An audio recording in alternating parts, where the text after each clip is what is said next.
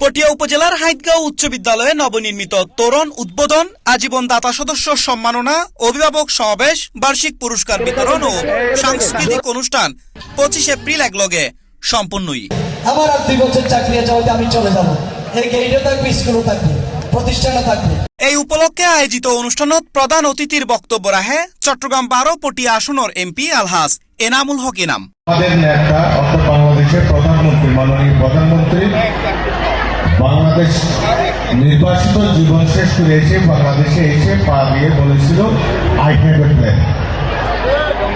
অর্থাৎ এই I have a plan, ওই হ্যাভ এ প্ল্যান তোমাদের মধ্যে থাকতে হবে, প্ল্যান থাকতে হবে। প্ল্যান যদি তোমরা না করো তাহলে তোমরা সামনে থেকে এগিয়ে যেতে পারবে। এই সময় বিদ্যালয় পরিচালনা কমিটির সভাপতি সুকান্ত তালুকদারের সভাপতিত্বে অনুষ্ঠানত স্বাগত বক্তব্য রাখে প্রধান শিক্ষক শ্যামল কান্তি দে।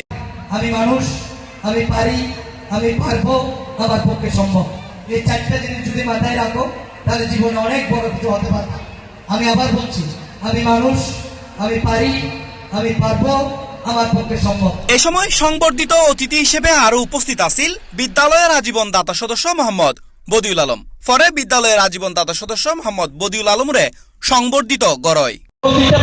গিয়ে এই ভালো কোনো সরকারি পর্যায়ে চাকরি করে বিজনেসম্যান হয়, ইঞ্জিনিয়ার হয়, তাহলে আমার এলাকার উন্নয়নের অংশীদার হিসাবে আমি নিজেকে গর্বিত মনে করব। আমি শুধু ছাত্রছাত্রীদের কাছে এই আশা ব্যক্ত করি।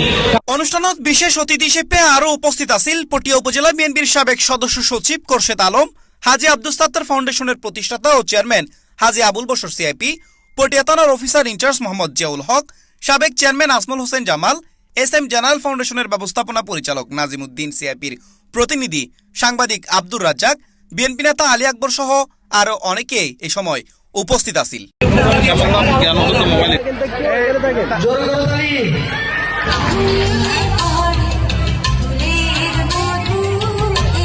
উৎসব মুখর ও আনন্দঘন পরিবেশে উক্ত অনুষ্ঠান নান সম্পন্ন।